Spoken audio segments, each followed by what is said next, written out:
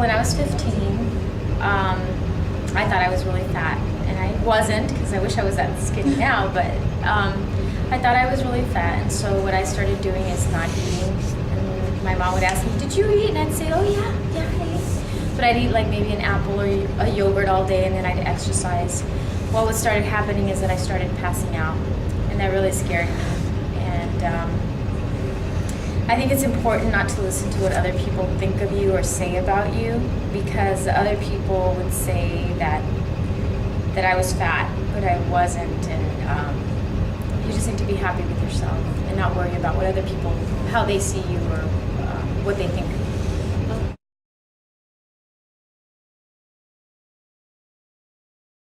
Well, I know that eating disorders are typically when you do not eat properly.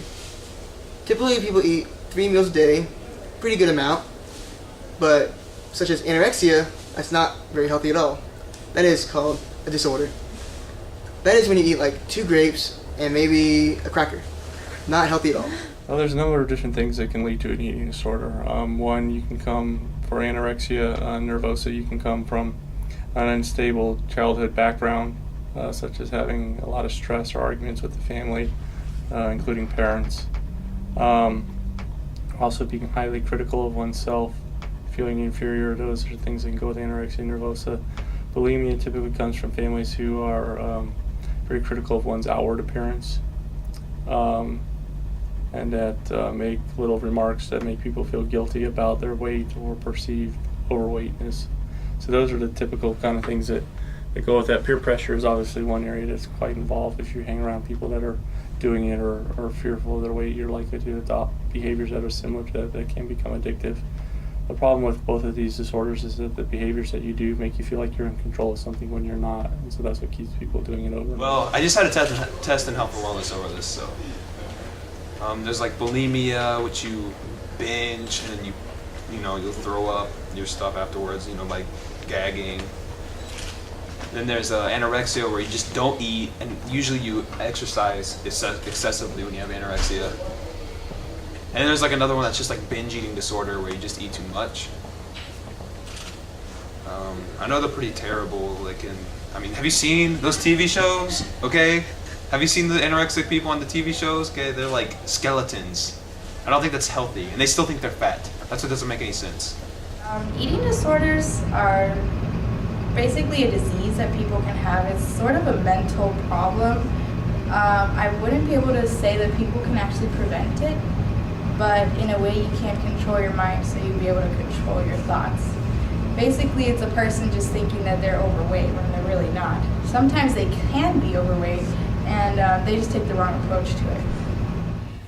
Well, from what I know, you mostly see it in a lot of young girls, because they're going to be going through that stage where they're trying to be accepted among their peers and stuff. And I guess when they see things on TV, magazines, they're trying to, be what is called perfect, and they're going to try and meet that standard. So I see it in a lot of young girls, between like 15 and 18, probably. Maybe younger than that. It's pretty sad.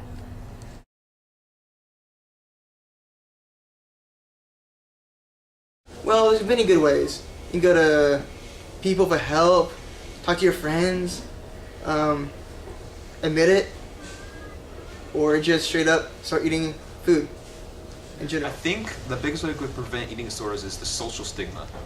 If we get rid of this need to be really, really skinny, and these models who are bones and skin, no fat on them, if we can get rid of those and have more normal sized women, or even men, there's men with eating disorders nowadays. I think that maybe if in grade schools and high schools, people could come in and talk to teenage girls, and that way, in school systems, that way they kind of have an idea of how dangerous it really can be, because some girls don't realize the dangers of bulimia and anorexia. And if they could at least know the dangers of it, I think that might prevent a lot of it.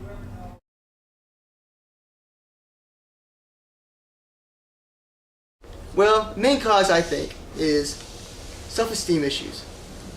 Like me, in 3rd grade, people pick on me like Israel Vasquez. They call me fat. I ate so many crackers. I couldn't talk some days. It just filled my mouth. but seriously, that's an example. Not a true example at all. But yes, example. Self-esteem is the biggest issue that can hurt kids' self-esteems and make them eat too much or eat too little. Like anorexia. A couple things come to mind.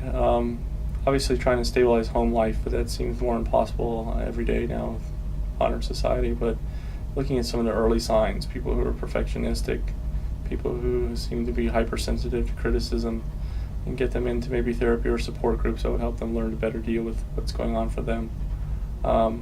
Might be a good start to help them find different ways of remaining in control rather than trying to control through eating.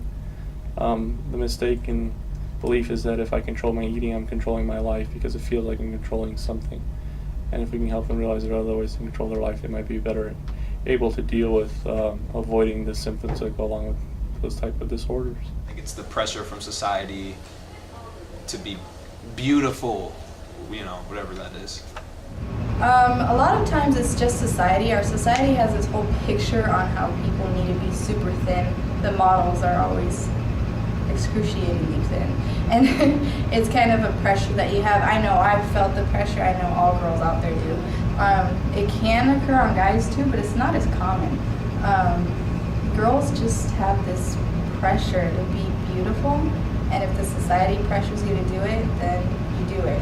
But it's definitely not the best way to do it. Obviously, my point is to get free food, so they don't get free food. So that's why we call skinny. I don't get free food, that's why I'm skinny. But if Obama could help us out, that'd be great. Instead of passing that healthcare law, he should pass like a free food law. I think a lot of the media affects what girls see as perfect and what's hot and popular, and they're going to try to meet that standard. And when they're constantly seeing that, like, their idols, they want to be just like them, and so they're going to try and stick skinny like them. And I think maybe if the media would show more like normal people, it wouldn't be such a big issue for young girls.